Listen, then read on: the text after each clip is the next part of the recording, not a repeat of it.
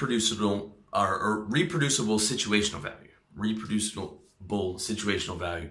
So becoming valuable is important, but just as important is creating situational value, okay?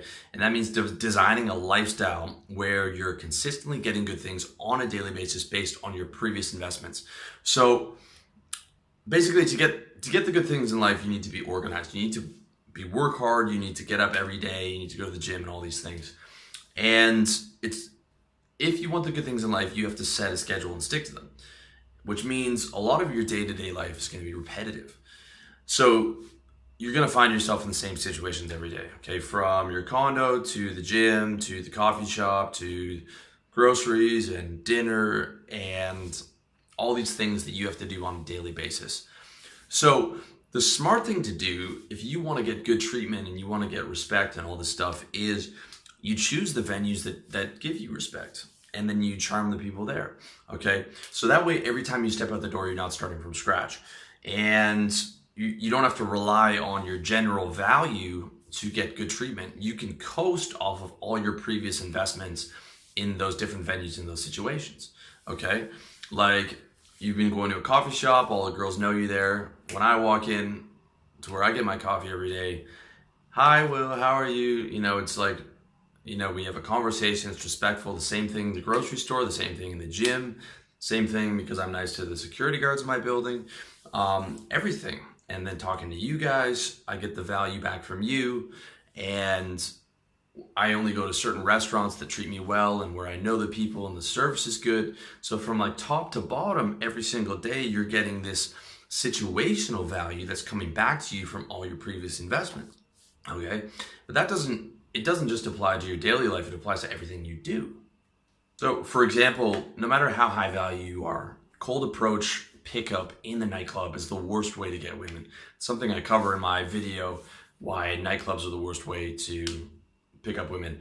It's an uphill battle all the way, okay? And I've never liked nightclubs anyways, but if you do like nightclubs and you like club girls and you like club music, the smart thing to do is not cold approach pickup, it is build situational value at your favorite venue. So the easiest way to do that is if you're like 18 to 28, you become a part-time promoter on weekends, you build a social circle around you, you get to know all the bartenders, you get to know a bunch of girls, and you roll up there with a bunch of girls, you get them free drinks and all this stuff. And that way, every time you step in the club, you've got home field advantage, you've got hot girls by your side, you got a ton of social proof, you know everyone, you know, you have a good time in the club, and you can reproduce that every single weekend at your favorite venues. Or if you just like a neighborhood bar that you go out with the boys and you find a nice one with cute waitresses and good customer service, and anytime you bring someone there, that's your home turf and you guys are treated well and you've got that previous investment coming back every time you want to go out.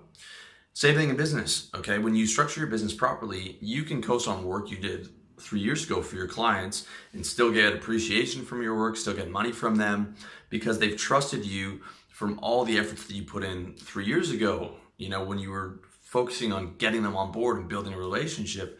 Now, you know, 80% of the hard work's done. You can coast on much less effort because of all the good situational value that you've created in the past, okay? So being valuable is important, but creating situational value is just as important because the bulk of your week, the bulk of your daily life is repetitive.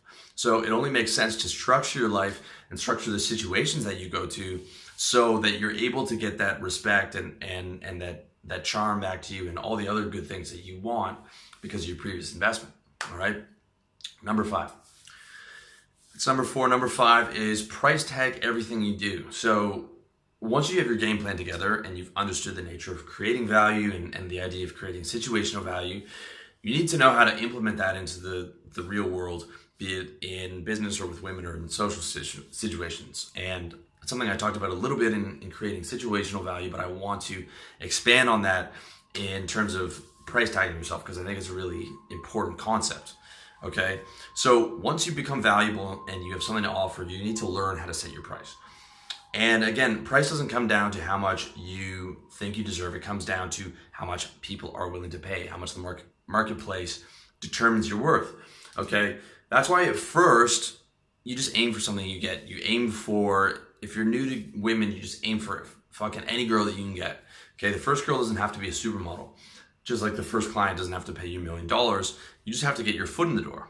All right. An example for my business is, I spent 3 years on RLD without even doing a product. I was just building traffic, mastering my craft, and then I decided to release the How to Get Laid on Tinder book because my article on how to get laid on Tinder was my second most popular article. So I gave into the demand, but it took me 3 years of building it before I even put a product out. And at first I charged $10 to see that it would sell, and it did, and it sold well.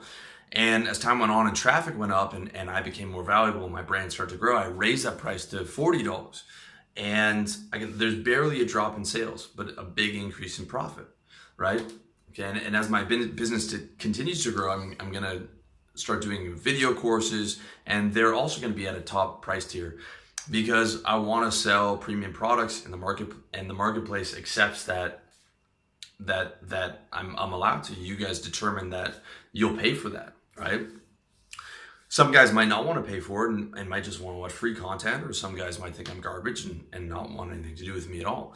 But that's perfectly fine because there are enough people to pay my price. This is the price that I want. I want the top price because I think I'm the best, and there are currently enough people to pay for that, and hopefully in the future that will continue and also grow. Okay, so that's the way I look at it. I want the best for me.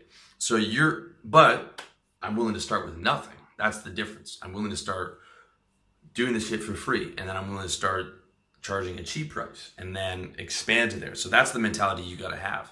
You got to have an idea of what your price is, but you also have to be willing to do the work to get there. All right. So your goal should be to create enough value that you can charge a high price for yourself. And the same thing applies to women and guy friends. Like, you want to get your sexual market value up to where you have, the best quality women that you can attract.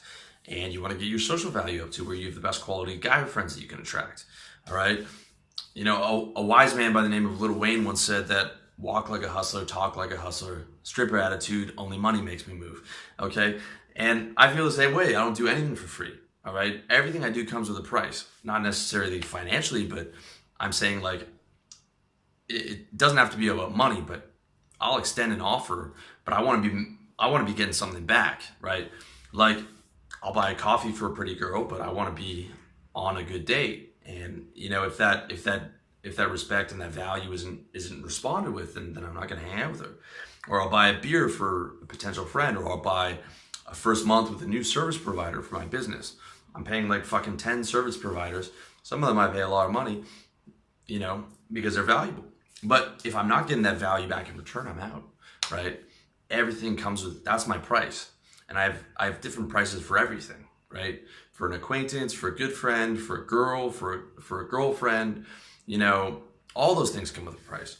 And that all comes back to setting high standards for yourself. Like, when you set a high standard, you have to back it up and follow through on it. Like, let me ask you a question. What does a sexual relationship with you cost? For most guys, the cost is nothing. Like, I'll see guys that'll be on a date with a hot girl and she's being super rude, but they don't care because they just want to bang her. Or guys will make a hot girl her girlfriend, but she's bipolar and borderline and abusive and on drugs, but they don't care because she's hot. Like, no standards, no price tag. I don't care how hot a girl is. If she's being disrespectful or making my life hard, she's out. I don't care. Okay, your price tag, should, if we're talking about just women, for example, it's got to be respect. It doesn't matter how hot she is, right?